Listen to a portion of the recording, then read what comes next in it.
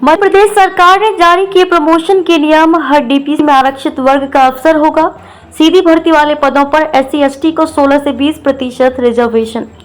Mohan Yadav cabinet के लोक सेवा पदोन्नति नियम 2025 को मंजूरी देने के 48 घंटे बाद सामान्य प्रशासन विभाग GAD ने प्रमोशन से जुड़े नियम जारी कर दिए हैं। गजट नोटिफिकेशन भी कर दिया गया है। सरकार ने कहा कि 9 साल से प्रमोशन बंद होने से बड़ी संख्या में कर्मचारी अधिकारी बगैर पदोन्नत हुए रिटायर हो रहे हैं। ऐसी हालत में राज्य सरकार की कार्यक्षमता पर विपरीत असर पड़ रहा है और कर्मचारियों का मनोबल भी घट रहा है।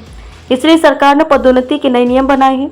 पदोन्नति नियम बनाए जाने के दौरान आरक्षित वर्ग रिजर्व कैटेगरी को पर्याप्त प्रतिनिधित्व देने और प्रशासनिक दक्षता और योग्यता को महत्व दिया गया है।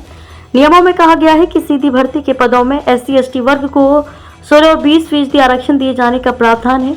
इसलिए सरकार प्रमोशन में भी इन्हें इसी आधार पर आगे बढ़ने का मौका देने के लिए प्रतिबद्ध है।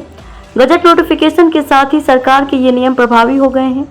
राज्य शासन की ओर से पदोन्नति से भरे जाने वाले हर संवर्ग कैडर के पदों को अलग से तय किया जाएगा। इसके लिए समिति द्वारा फैसला लिया जाएगा। समिति के अध्यक्ष विभाग के सचिव और विभाग अध्यक्ष सचिव होंगे। समिति में उप सचिव या उससे अधिक ऊंचे पद का GAD का एक अफसर भी शामिल होगा।